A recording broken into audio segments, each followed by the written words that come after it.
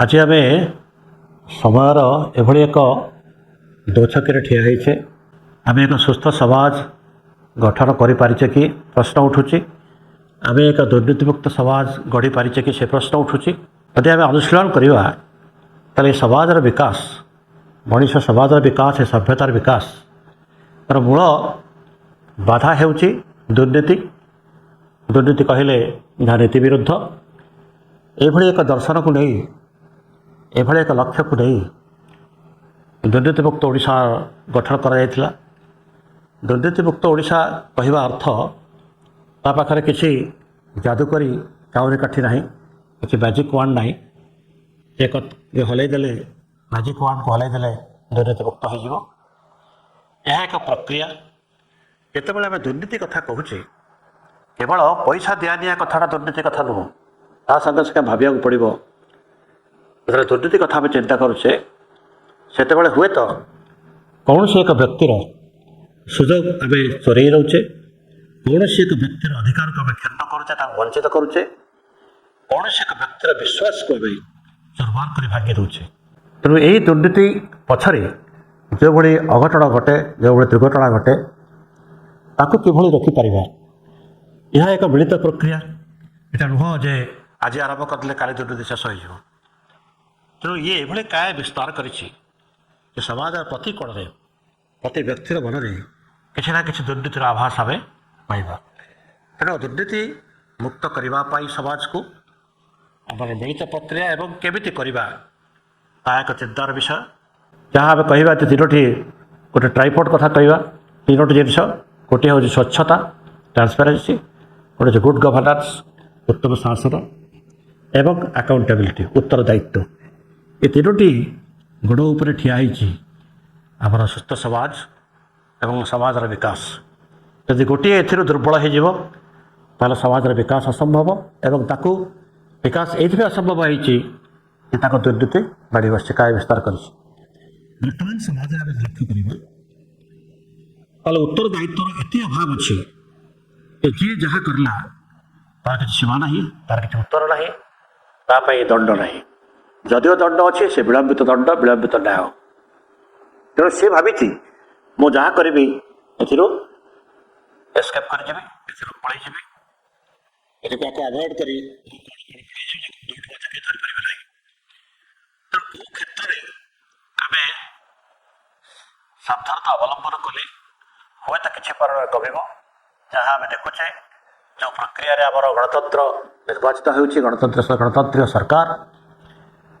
ये गणतांत्रिक सरकार जो निर्वाचन पद्धति हवा कथा निर्वाचन पद्धति कथार कहूँ आम आम भावुचे आदर्शगत भाव यह एक स्वच्छ निर्मल निर्वाचन हवा उचित किंतु से क्षेत्र समस्त उपलब्धि करुचे जे जो बाटर आम जाऊे से स्वच्छता रहुनी लोक मैंने निजर प्रतिश्रुति भूली जाउछंती एवं क्षणिक दुर्नीति क्षणिक लाभरे क्षणिक लाभ आशारे से निजर अधिकार को बलि चढ़ी दौरान ये है निर्वाचन प्रक्रिया जदि शुद्ध हम जदि स्वच्छ हम आम अनेकांश दुर्नीति रोकीपर एवं जे कोटी कोटी पैसा खर्च करुच्च टंका खर्च कर निर्वाचन में जीतवाई निर्वाचन जीतला सी चाहिए ये पैसा को किभली भाव में रिकवर करी क्षतिपूरण नेबी तेज सी जो क्षतिपूरण नब से पैसा नब कौटू लोक मान विकास पार्टी समाजर राज्य राजकोष से कथा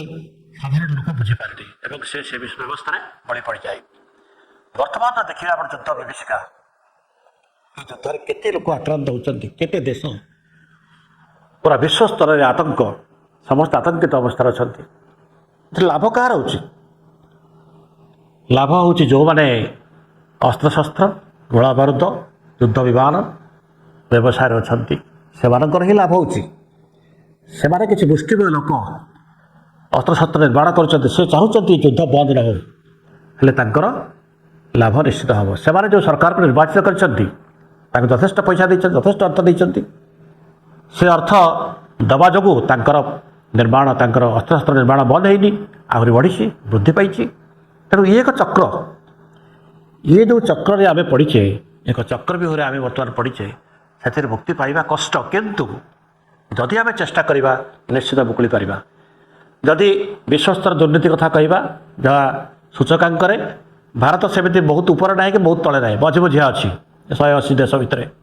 180ଟି ଦେଶ ଭିତରେ ଯେଉଁ ସୂଚକାଙ୍କ ହେଇଛି କରପ୍ସନ୍ ଇଣ୍ଡେକ୍ସ ଟ୍ରାନ୍ସପାରେନ୍ସି ଇଣ୍ଟରନ୍ୟାସନାଲ୍ ଦ୍ୱାରା ଯେଉଁ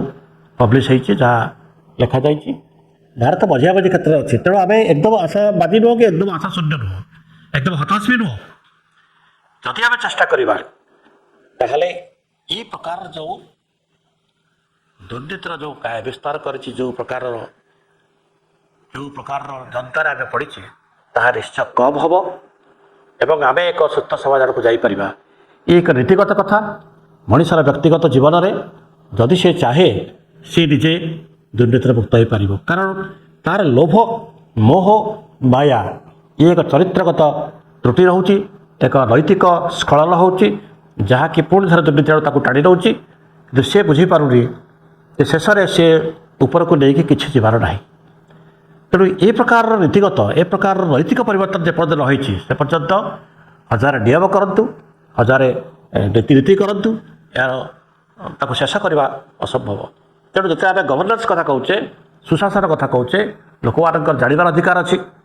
ଯେମିତି ଆମର ଆର୍ଟିଆଇକୁ ଦୃଢ଼ କରିବା ଦରକାର। ଯିଏ ଯାହା ଖର୍ଚ୍ଚ କଲା ପବ୍ଲିକ୍ ଫଣ୍ଡରୁ ସେ ଜାଣିବାର ଅଧିକାର ଅଛି କେତେ ପଇସା ଆସିଲା, କେତେ ପଇସା ଖର୍ଚ୍ଚ ହେଲା। ଯଦିଓ ବର୍ତ୍ତମାନ ଡାଇରେକ୍ଟ ବେନିଫିସିଆରୀ ଟ୍ରାନ୍ସଫର ହେଉଛି, ତଥାପି ବି ସେଥିରେ ଦୁର୍ନୀତିର ଶଙ୍ଖ ଆସୁଛି। ତେଣୁ ଆମେ ଏଭଳି ବ୍ୟବସ୍ଥାକୁ, ଗୋଟେ ଉତ୍ତରଦାୟୀ ବ୍ୟବସ୍ଥାକୁ ଯଦି ମଜବୁତ କରିବା, ବ୍ୟବସ୍ଥା ଯଦି ଉତ୍ତରଦାୟୀ ହେବ, ଶାସନ ଯଦି ଉତ୍ତରଦାୟୀ ହେବ, ଅନେକାଂଶରେ ଏହି ଦୁର୍ନୀତିକୁ ଆମେ କମେଇ ଦେଇପାରିବା।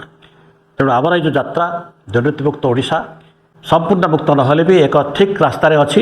ଆମେ ତାକୁ କମେଇବା ପାଇଁ, କମ୍ କରିବା ପାଇଁ ଯେଉଁ ଚେଷ୍ଟା, ଯେଉଁ ଉଦ୍ୟମ ଜାରି ରଖିଛୁ, ତାହା ନିଶ୍ଚୟ ସଫଳ ହେବ। ଯଦି ସମସ୍ତେ ଏଥିରେ ହାତ ବଢ଼ାଇବେ, ସମସ୍ତେ ଯାତ୍ରାରେ ସାମିଲ ହେବେ, ତାହେଲେ ଏ ସ୍ୱପ୍ନ ଦିନେ ନା ଦିନେ ସାକାର ହେବ। ବହୁତ ବହୁତ ଧନ୍ୟବାଦ।